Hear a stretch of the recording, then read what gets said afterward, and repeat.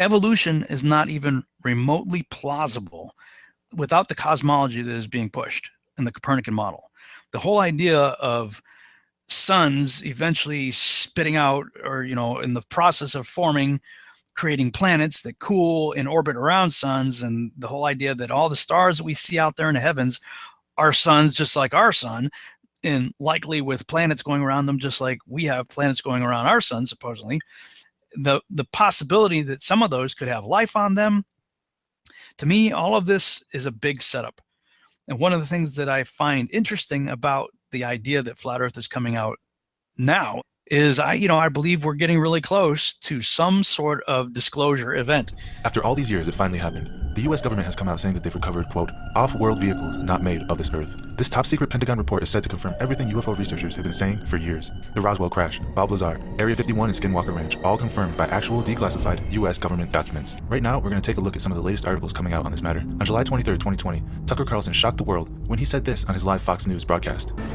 This is a Fox News alert. There are new findings tonight in the search for extraterrestrial life. The New York Times reporting that a secretive Pentagon unit tasked with investigating UFO sightings is quite likely releasing some of its findings soon. And those findings could be stunning, particularly for people who have doubted the existence. The Pentagon has been conducting classified hearings on UFOs for more than a decade. We know very little about what they found.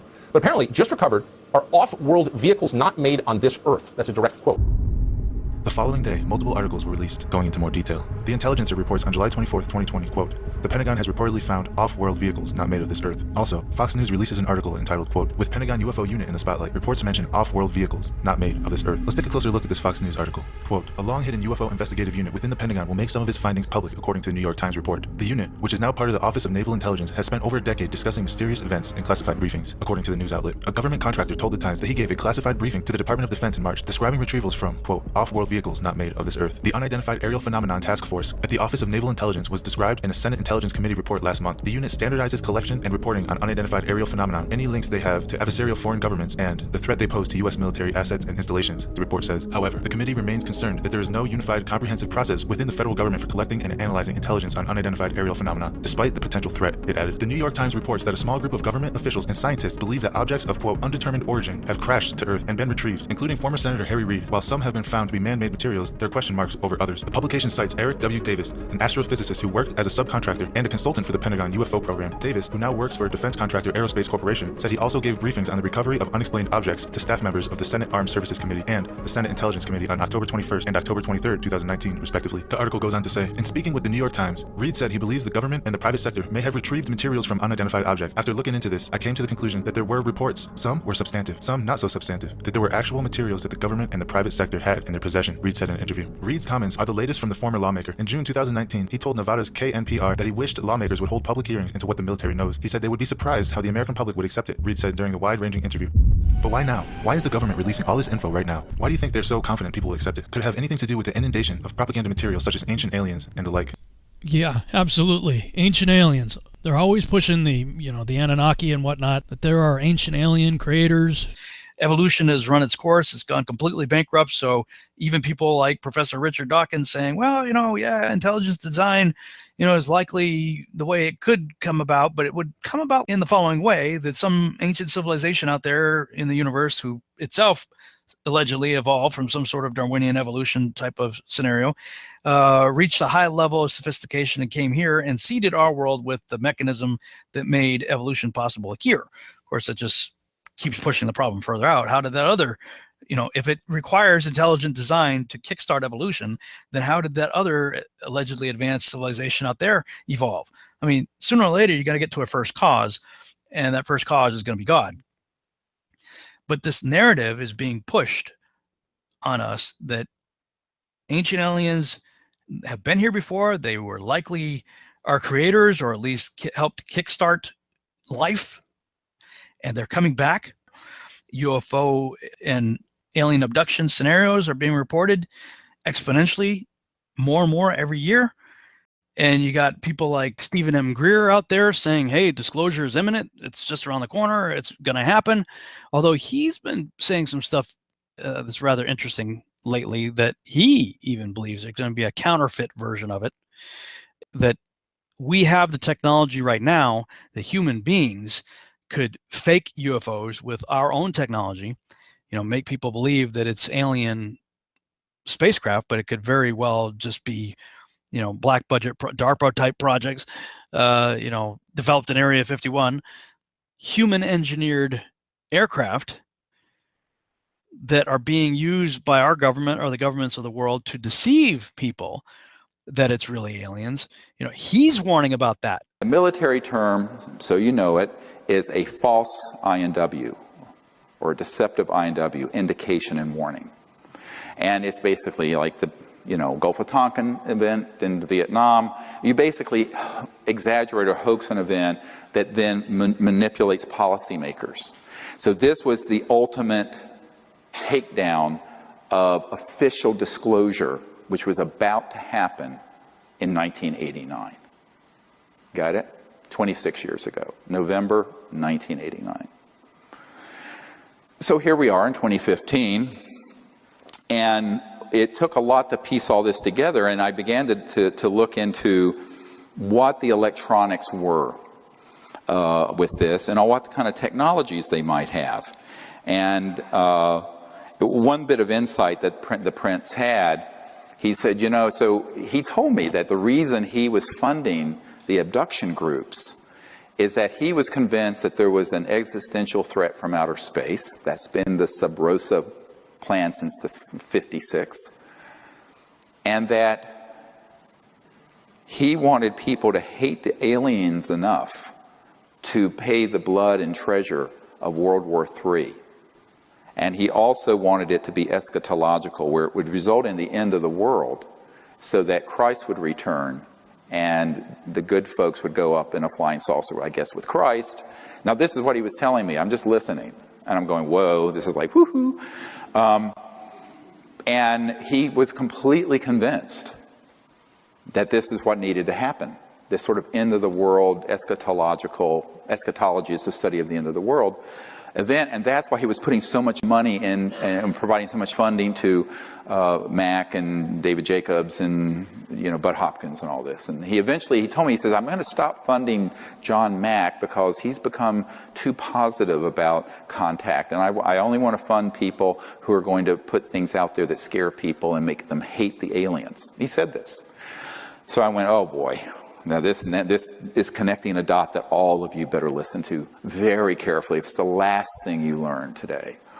And that is that there is an overarching agenda that was hatched in the 50s. Remember that psychological warfare document and its value?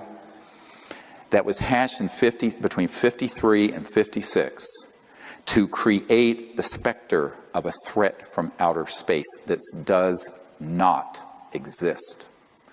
Wernher von Braun stated on his deathbed, and we have the testimony of his assistant, that and said, they will first have the Cold War, then we decided there would be nations of concern, then global terrorism. We have this testimony from before 9/11. Then that would be followed by threats from outer space. They'll start talking about asteroids and things of this sort, but the ultimate one they're going to play is the alien threat, and it's all a lie, and it's all a hoax. When I was a corporate manager of Fairchild Industries in 1974 through 77, I met the late Dr. Wernher von Braun in early 74.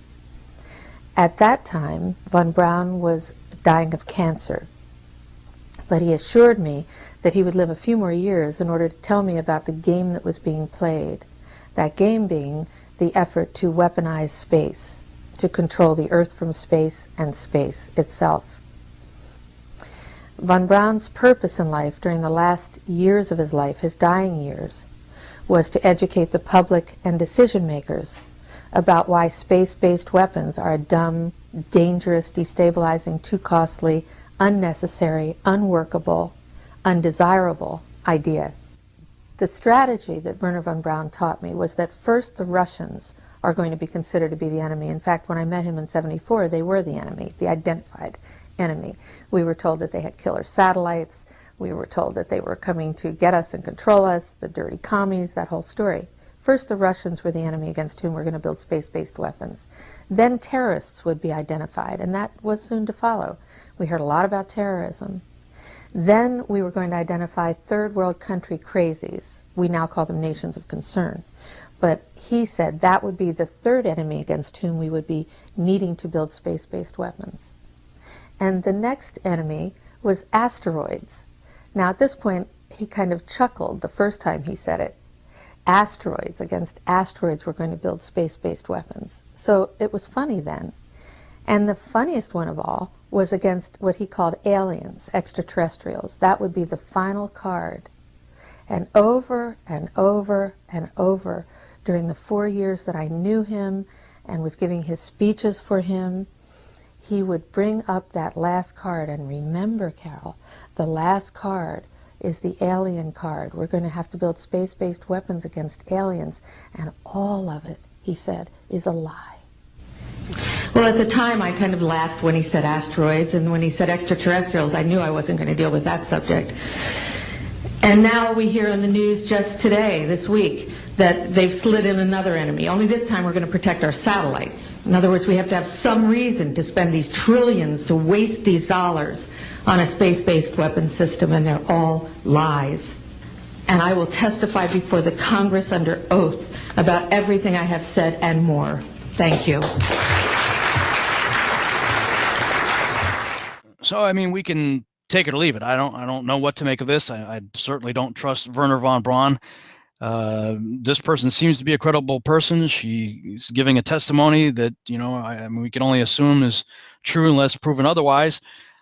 But what if Wernher von Braun at the end of his life was making a confession of sorts and trying to warn her and telling her to tell everybody else, and, perhaps warning others that, look, what's coming, whatever it is that they may have had information or been privy to, is fake. It's a fraud.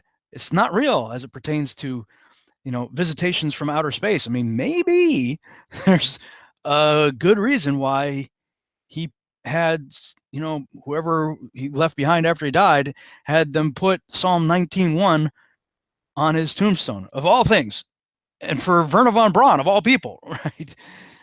Psalm 19:1 describing the firmament. It's definitely one of those things that make you go, But in order for the lie to work, they have had to create a body of disinformation, false information, and frightening scenarios and actual events that would be convincing to our policymakers like Reagan, convincing to the average person, and to the UFO public that consumes videos, entertainment consoles, movies, etc. And that has been the 50 to 60-year plan. Don't forget that no less a figure than Douglas MacArthur in his last address to the Congress said World War III will be interplanetary. So they have been wanting to provoke an interplanetary conflict for as long as I've been alive, and I'm no spring chicken. And, all right, so this gets into a huge problem of how people consume information and can be manipulated through fear. Because if you look at the roots of human warfare, the early days and even today, it's people abducting a tribe's women, raping them, abusing them sexually, etc., and so on. This is all stuff that they are simulating and saying that the ETs are doing through these abduction scenarios. It is 100% being done by military special operations that are this paramilitary force. And this is the deep end of the pond. Now, when I discovered this back in 1994, now this is 21 years on, I was told by someone in the intelligence community, don't talk about that, because that's what's really dangerous for you. And it's also what will discredit you, and it will also cause them to hate you the most, because you're defanging their whole war plan. The next big war is not terrorism, it's interstellar.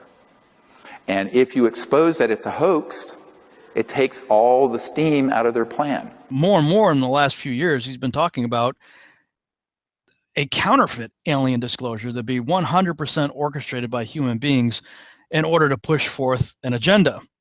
Now, of course, he's not a flat earther. He believes in the spinning globular Earth model and that there are ancient aliens out there. And he believes we need to reach out to them and, shake their hand and say, hey, let's be friends, and all that good stuff. But, to me, I don't believe, even before I got into the flat earth, I didn't believe in ancient aliens anyway, or aliens in other worlds. I believed in all along that we're dealing with fallen angel activity and demonic activity and things of that nature. And yet still, we have to acknowledge that we've had constant media bombardment, both in, sort of mainstream news as well as in movies and pop culture and all kinds of stuff, always, always, always pushing this alien agenda, people from other worlds out there. So the thing about flat Earth that really intrigues me is it nullifies all of it. If we're in a terrarium, well, there's a creator. And so if there's a creator, then immediately evolution is demolished. And the whole notion of ancient aliens goes out the window too, because everything above us is way closer and way smaller than what we've been taught.